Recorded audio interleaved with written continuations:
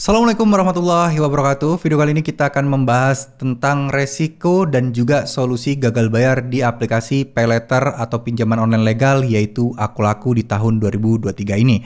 Jadi banyak spekulasi tentang kapan DC Akulaku itu terus menagih dan kapan DC Akulaku datang ke rumah serta sampai kapan DC Akulaku itu terus menagih. Dan di video kali ini saya akan membahas dan juga ini merupakan sebuah cerita dari salah satu penonton di video saya sebelumnya yang bercerita dan ingin sharing bahwa dia sudah ditetengin DC Akulaku itu sudah ke 10 kalinya. Artinya sudah 10 kali DC Akulaku datang.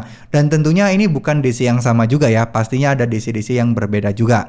Nah, poin dari video ini adalah ingin mengingatkan kalian untuk tidak perlu takut terhadap DC Akulaku yang datang menagih ke rumah. Karena beliau aja sudah didatengin sampai 10 kali, tapi ya aman-aman saja tuh. Jadi nggak ada sesuatu yang harus dikhawatirkan.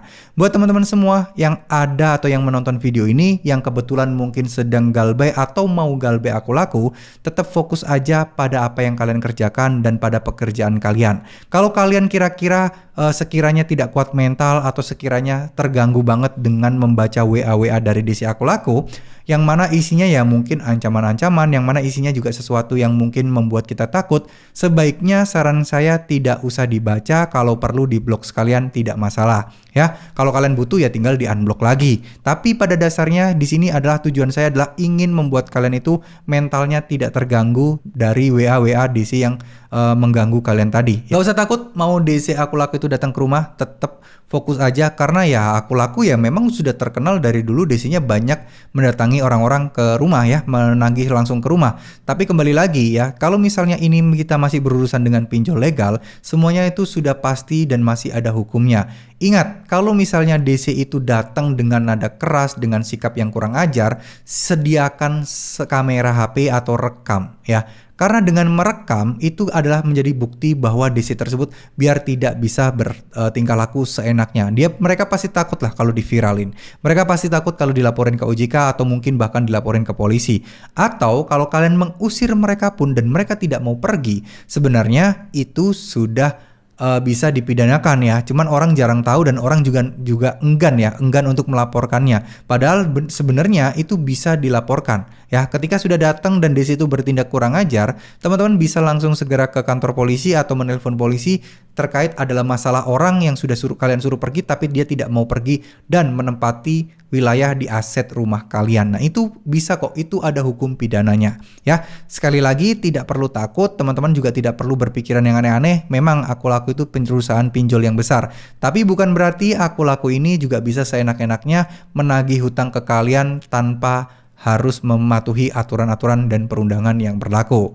Ya, kita tahu juga banyak juga pihak ketiga sebagai pihak penagihan yang dibayar oleh Akulaku. Tapi tetap kalau mereka melakukan kesalahan, Akulaku pun juga harus ikut bertanggung jawab. Cuman yaitu tadi, kalian membutuhkan bukti konkret yang bisa kalian jeratkan kepada DC pinjol ini yang juga mungkin yang melakukan tindakan-tindakan di luar batas. Ingat, kalau DC datang ke rumah, kalian harus tanyakan identitasnya, minta surat tugasnya, minta sertifikatnya sebagai DC, minta surat penagihannya, cocokkan penamaan-penamaannya, apakah namanya sama dengan penagih, dengan identitasnya atau tidak. Jangan sampai beda-beda karena itu bisa jadi modus penipuan. Dan jangan sampai kalian memberikan uang sepeser pun kepada mereka. Ingat, untuk pembayaran hutang pinjaman online itu hanya melalui virtual account yang sudah tertera dan tertulis di aplikasinya.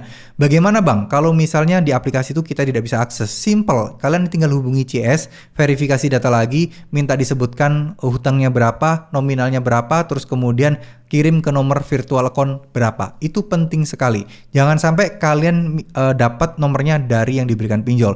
Kalau pinjol tersebut DC-nya itu datang dengan ngasih nomor virtual account, cross check ulang, kalian tanyakan ulang kepada CS Akulakunya, bener nggak nomor seperti ini ya. Jadi jangan asal-asal aja karena banyak banget modus-modus penipuan yang sudah beredar saat ini teman-teman.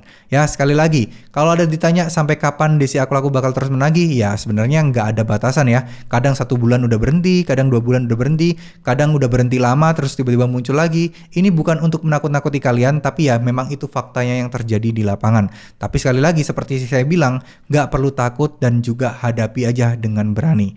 Meskipun kalian takut nggak apa-apa, pura-pura aja berani ya. Setidaknya mereka tahu bahwa oh kalian ini nggak takut. Kalau mereka tahu kalian takut, justru malah akan mengada-ngada dan justru mereka akan melakukan tindakan-tindakan yang mana tentu saja akan membuat kita semakin gusar dan membuat kita akan semakin kepikiran. Ya, terima kasih. Mohon maaf jika ada salah-salah kata. Wassalamualaikum warahmatullahi wabarakatuh.